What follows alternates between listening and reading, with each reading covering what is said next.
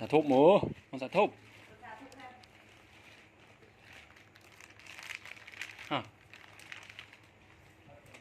Anh này nè. Một con một đưa này.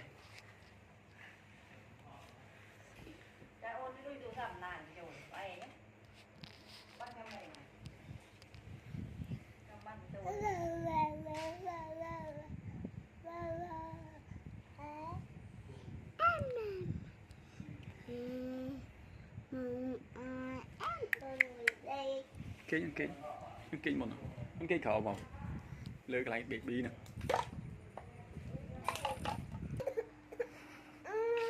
thầy thầy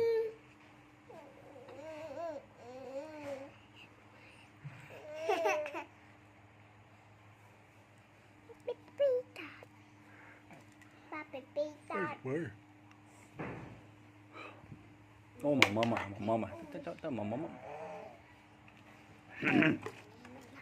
ô tất dịch mà luôn ai trong luôn ai được trong luôn ai đâu ní trong không trong không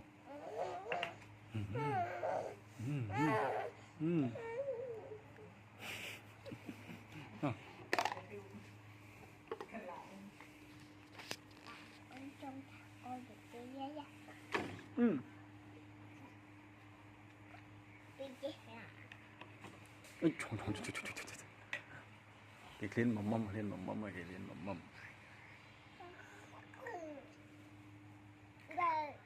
thấy ôi papa thử quay đủ